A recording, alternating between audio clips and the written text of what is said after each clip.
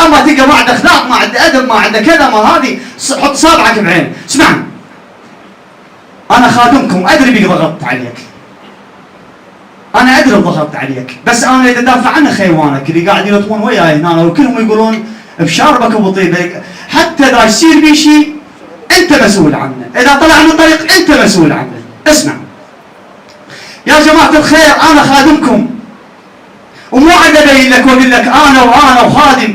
بيان صدام كنا نقيم العزاء في كربلاء، واكو شهود موجودين حاليا منا من الدواية يقيمون العزاء ويانا في كربلاء، يلطمون على الحسين من النجف ومن كربلاء. يا جماعه الخير، من يخلصون عزاء الثقيل وبعدين وراها شده، مو يصيحون ابد والله يا زهراء ويدق على راسه، ما ننسى حسيناه ابد والله يا زهراء ما ننسى حسيناه. ايش يعتبرونها هاي؟ نهايه مجلس، يدق على راسه على مود ختام المجلس. مو صحيح لو لا؟ موجود حاليا هسه. اكو ناس تحب الحسين تريد هاي تدق ابد والله يا زهراء تطول اكثر من ساعه، اكثر من ساعه. زين اذا ظل واقف، هو ما نظل احنا ساعه كامله بس نصيح ابد والله يا زهراء ما ننسى حسينا؟ يعني ما ترى تميل. ادري بي كان الى لحظتها، الى ساعتها، الى وقتها، مقولتها. ايش سوت خدمه الحسين؟ سوتها على شكل تقعد ومو ابد والله يا زهراء ما ننسى حسيناه، على شكل قصيده وتدق على صدرك نفس الدقه على الراس على صدرك. شنو المشكله اللي بيها يعني؟ شنو المشكله اللي بيها؟ ما في مشكله. خرجت اطفاء المصباح، اطفاء المصباح على مود واحد خاف يستحي، خاف يستحي وما يقدر يبكي، والرجل دمعته غاليه عليه. نطفي المصباح على مود يصير جو حسيني. خاف واحد لا سامح الله يضحك، خاطر هذا يبكي ما يجف عينه ويقول ها هذا يضحك لو علي لو هذه. كل شيء يصير بالدنيا وانتم شايفين. هسه انا ورا ابكي، انا متاكد الا اذا اجتك الجزع، اذا اجاك الجزع لا ترفع راسك وتظل دموعك وتبكي، وهذا ما يهمك بالناس. بس انت رجل مهما يكون عندك كرامتك وعندك، بس كله انها للحسين، للحسين تقعد طافي المصباح تبكي تصرخ تصيح، ما حد يقلد عليك. من تفتح ابواب طير العبره تستحي، خاف فلان يشوفني. هاي لا اكثر ولا اقل. بالنسبه لهاي اللي يعتبرون الديجي، اللي يقولون هم ديجي، يا اخي والله مو ديجي. انا طبعا ما دافع عن موكب الزهراء، انا عن كل الرواديد.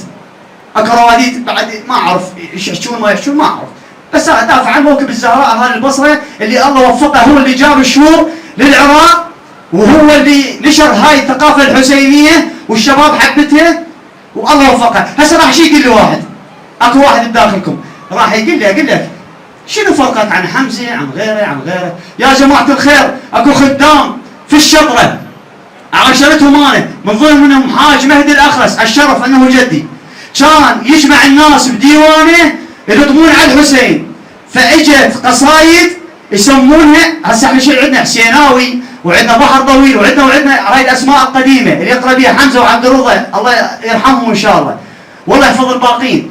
يقرون ثقيل باعتبار هذا القديم التراث قديم. اجى ما يطول عليك، اجى يسمونه الهوازي.